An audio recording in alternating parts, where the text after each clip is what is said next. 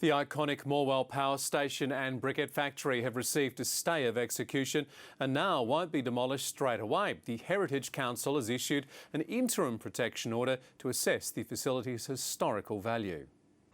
An 11th-hour lifeline to save Morwell's briquette factory. I think it would be a wasted opportunity just to knock this place down before we've properly looked into the potential for it to be repurposed and used by the community for years to come. The Victorian Heritage Council stepped in to stop the factory from being demolished for up to 4 months, issuing an interim protection order until a decision's made. If there are some heritage values on the site that need preserving, that we can actually do that work prior to demolition, of course. I think we also have to acknowledge that many hundreds of workers would have worked there. The land was once used to manufacture energy briquettes from brown coal to power the grid. It was a central part of the SEC's plan for the Latrobe Valley. The Morwell Power Station and briquette factory was the first power station to be built in Latrobe Valley after the Second World War, making it an iconic part of the valley's history. The Heritage Council's taken into account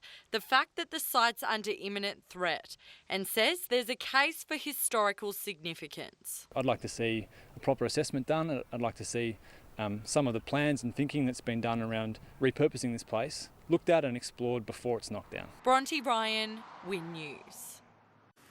Soaring power prices are hitting businesses across regional Victoria with jobs increasingly at risk.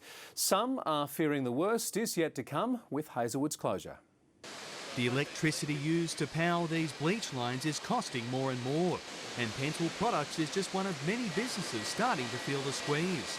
As a manufacturer in rural Victoria, our challenge is how to remain viable.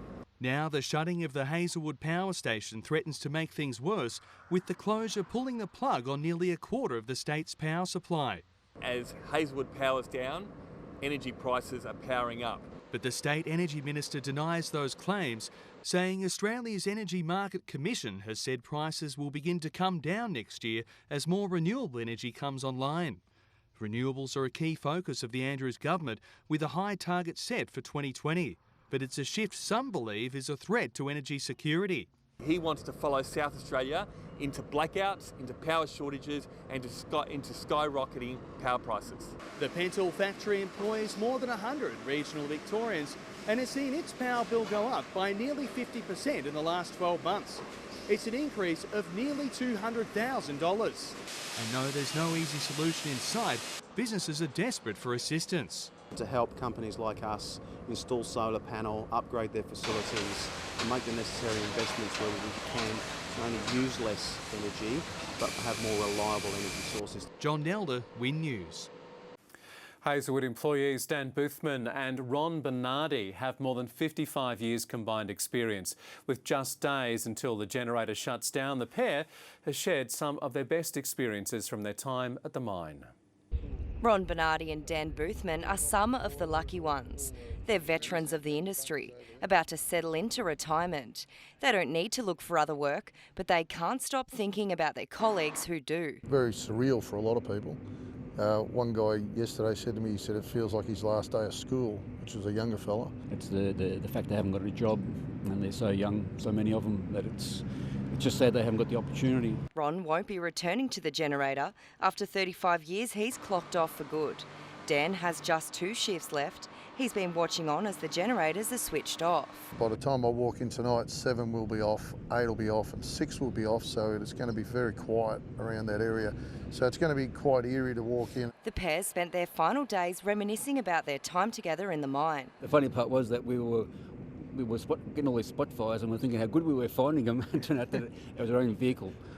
So we had checked it already too. We were in tears as we were coming out of the mine for the end of the shift. Yeah. 2 good mates reflecting on the best part of their 10 years working side by side. We were low on petrol, so we pressed the sub tank, and we drove around in the sub tank all night. And what was it we actually pressed? We pressed the rear demister.